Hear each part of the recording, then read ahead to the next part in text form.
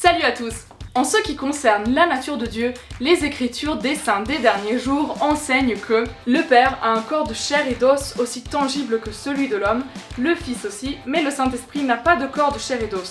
C'est un personnage d'esprit. Cela cause des brûlures d'estomac à plusieurs chrétiens non saints des derniers jours. Car Jean 4,24 n'enseigne-t-il pas que Dieu est esprit? C'est une question tout à fait juste, parlons-en.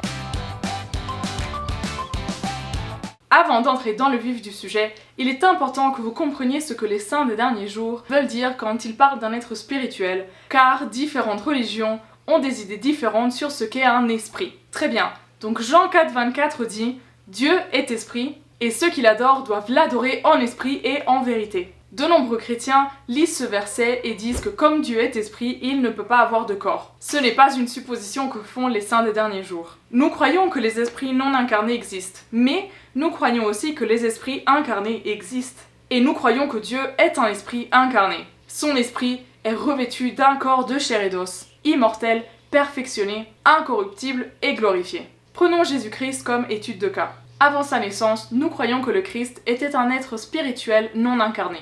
Au cours de sa vie mortelle, il était un être spirituel incarné, avec un corps mortel. Pendant les 3 jours après sa mort, il était un être spirituel non incarné.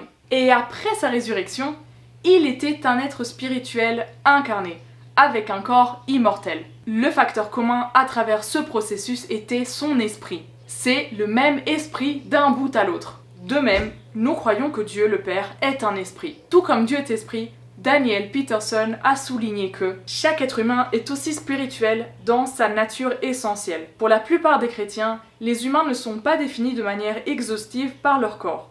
Je ne suis pas mon corps, j'ai un corps. En effet, semblable à l'affirmation de Jean 4,24 qui dit « Dieu est esprit », les Écritures des saints des derniers jours font la même affirmation « L'homme est esprit ». Bien sûr, cela ne nie pas le fait que nous ayons un corps physique. C'est simplement la reconnaissance de cette identité éternelle qui est antérieure à un corps physique. Si on continue sur le verset de Jean 4,24, le texte original en grec pourrait être interprété de 2 façons. L'une d'elles est celle que nous connaissons bien et que nous venons de redire, Dieu est esprit. La deuxième traduction possible est la suivante, Dieu est spirituel. La première interprétation que nous sommes en train d'utiliser dans cette vidéo rappelle la structure d'autres écritures qui se trouvent dans la Bible. Ces quelques autres écritures ne sont clairement pas censées être des descriptions littérales de la nature de Dieu, mais plutôt des reconnaissances de certains attributs que possède Dieu.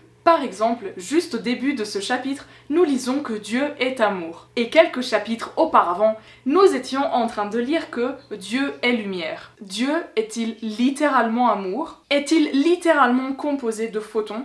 Probablement pas.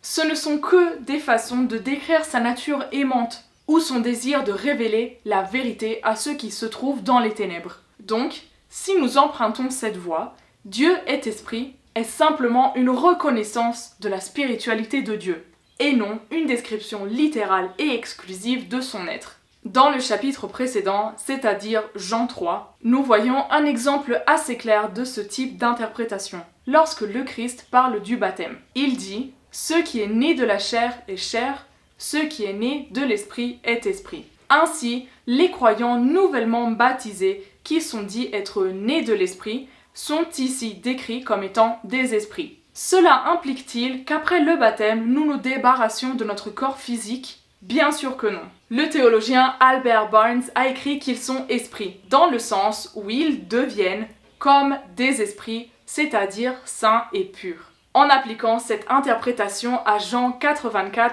nous pouvons lire ceci. Dieu est esprit en ce qu'il est saint et pur, et ceux qui l'adorent doivent l'adorer dans la sainteté et la pureté. Le regretté érudit non saint des derniers jours de Cambridge, Joseph Sanders, a proposé une autre interprétation non littéraliste. Que Dieu soit esprit n'est pas censé être une définition de l'être de Dieu.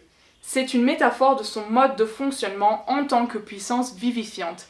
Et ce n'est pas plus à prendre au pied de la lettre que Jean 1,5, Dieu est lumière, ou Deutéronome 4,24, votre Dieu est un feu dévorant. Et, pour ce que ça vaut, cette débâcle de savoir si Dieu est un être corporel, matériel ou un être non matériel et incorporel a été un sujet vivement débattu parmi les chrétiens des premiers temps. En fait, pendant un certain temps, Jean 4,24 a été utilisé pour démontrer que Dieu avait un corps matériel. L'idée est que le mot grec traduit par esprit peut aussi vouloir signifier air ou souffle, qui sont des substances matérielles. Origène croyait fermement que Dieu était immatériel et incorporel, et défend en fait ses vues en argumentant que Jean 4,24 ne doit pas être pris littéralement. Origène soutient que si les passages scripturaires qui décrivent Dieu comme esprit, lumière, feu, etc. étaient littéralement compris, il suggérerait à tort que Dieu est corporel.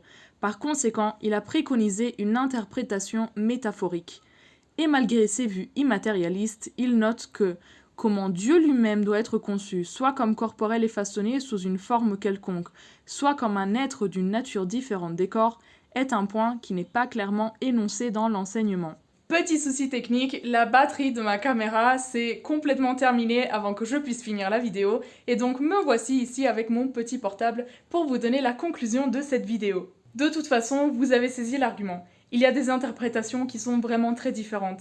Certains chrétiens optent pour une interprétation littérale et d'autres optent pour une interprétation plus figurative.